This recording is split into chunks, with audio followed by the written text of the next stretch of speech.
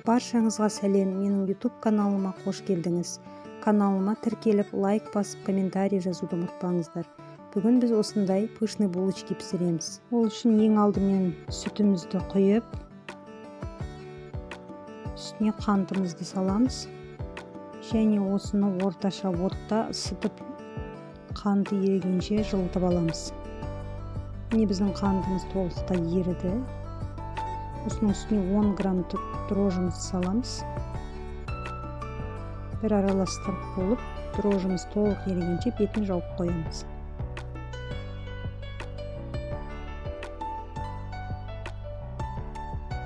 Бес 10 минут уақыт өткен соң, үстіне сұйық майымызды құйып, жұмыртқамызды саламыз.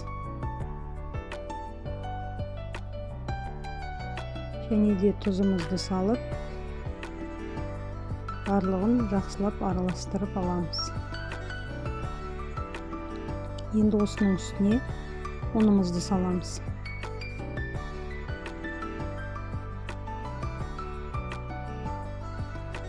Жақсылап лопатканың көмегімен араластырып болған соң, қамырымызды қолмен илейміз.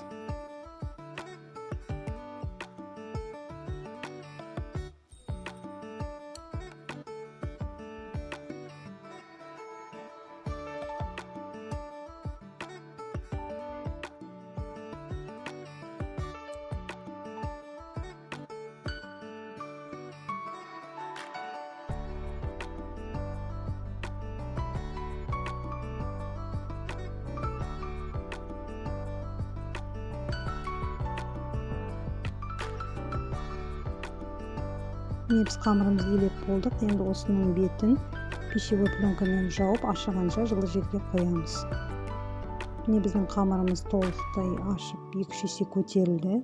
Енді осыны жұмыртқаның үлкендігіндей бөліктерге бөліп аламыз.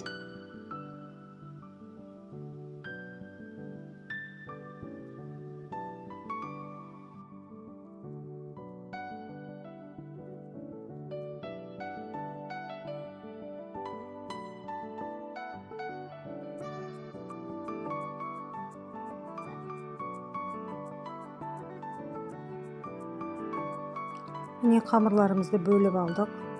Енді осы қамырлардың әрқайсысын жеке-жеке тағы да 2 бөлікке бөлеміз. Сосын видеода көрсетілгендей, қолымызбен лағманның қамырын созғандай созып аламыз да, екеуін біріктіріп, айналдырып, екі ұшын біріктіреміз.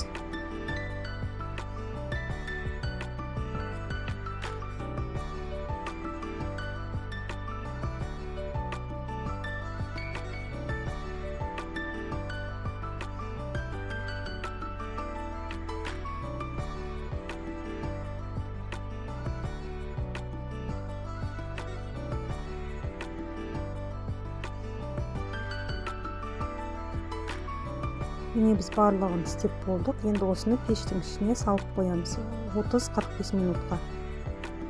Міне біздің булочкиларымыз пештің ішінде тұрып көтерілді. Енді осының үстіне бір жұмыртқаның сарысына сүт құйып, соны жағып шығамыз.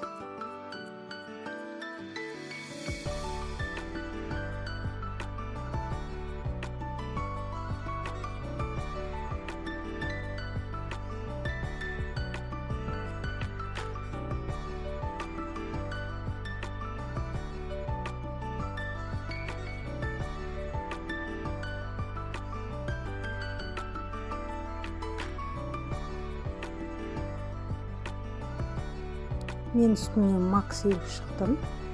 Күнжіп сепсеңіздер де болады.